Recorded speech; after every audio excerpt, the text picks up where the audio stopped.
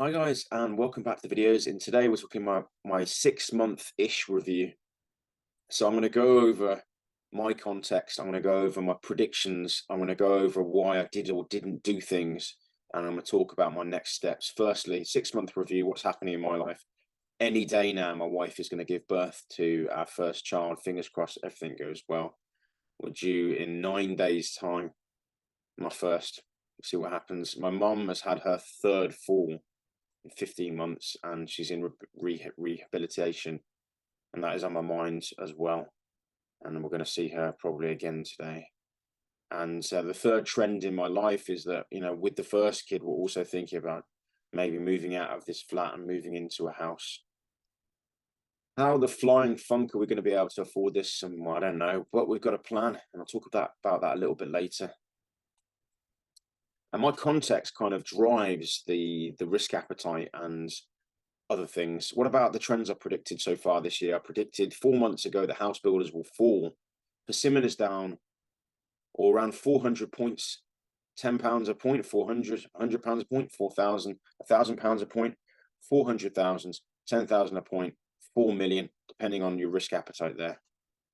My other thing was about banks doing well. Banks have continued to do well, although their share prices are a bit up and down. I think they're going to continue to do well. I think I'll have some further things to say about that later on in the video. The third trend I predicted was automakers doing badly. I actually think it's a bit early for that trend. I think with interest rates going up, house builders, the volumes, the profits, etc. I think properties is the biggest thing that's going to be the biggest trend of 2023 and maybe 2024.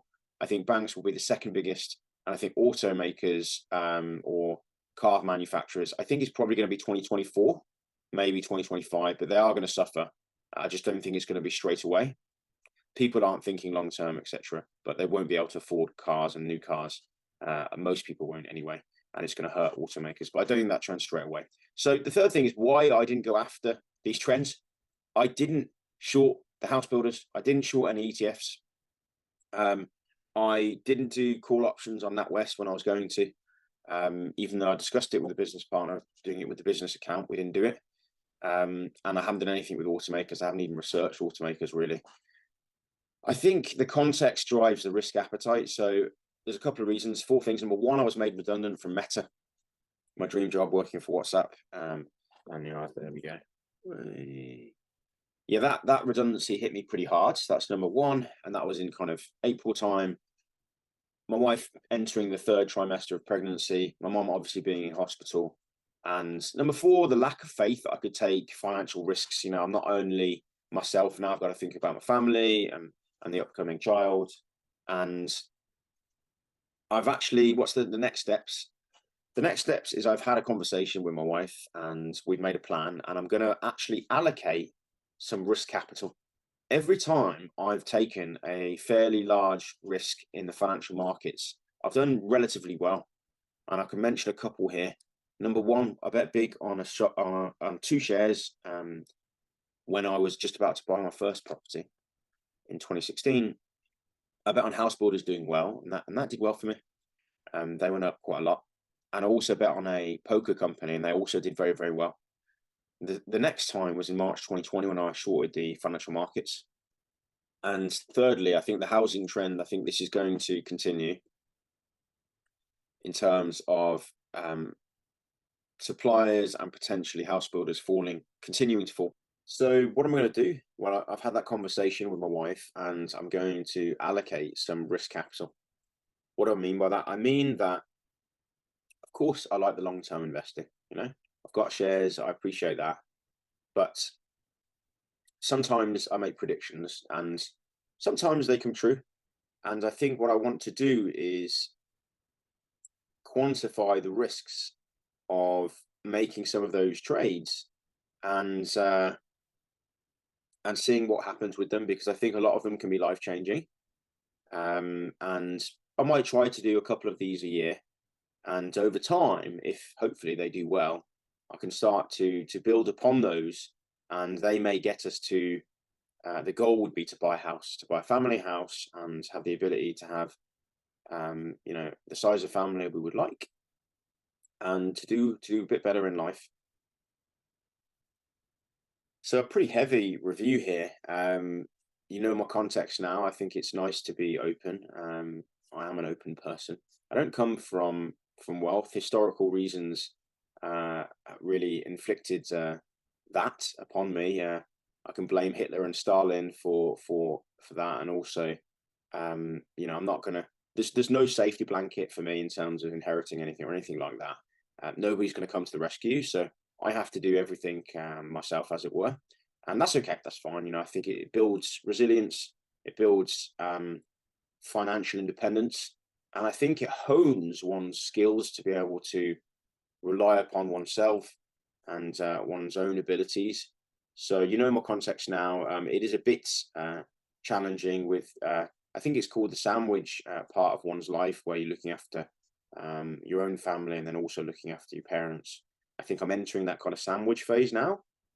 Um, Certainly, there's a very good chance that both my mom and wife will be in hospital in the next few days. But nevertheless, I've got a plan for going forwards. I believe in these trends. I believe that that I'm right. Whether or not I'm late on the house builder trend and the property market trend, I don't know how much is already factored into prices. So I need to do that research and find out, which house builders are likely to fall the most. Similarly, I did some research in 2010 about which house builder would be the biggest, have the biggest growth, and I picked Barratt Developments. And guess what? As of the time of filming this video on Sunday, the 16th of July. So I had it bang on back then. And now I need to do the reverse.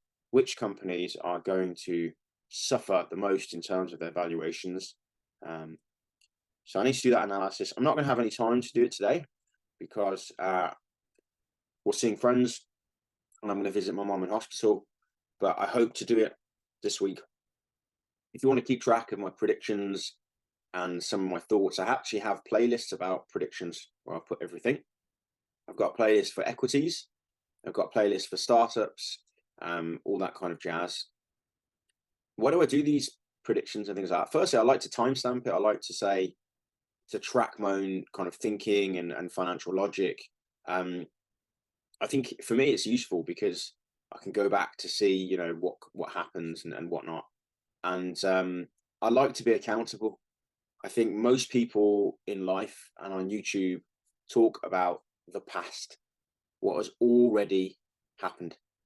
I can quickly Google what's already happened, right? But there's not that many people talking about what might happen, what could happen, what they think is going to happen.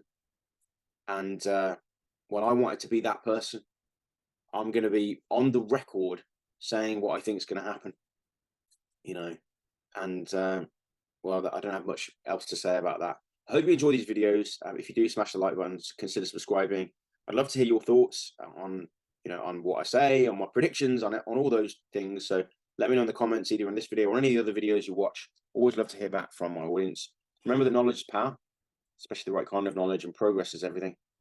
I'll see you guys in the next upcoming video. Take care.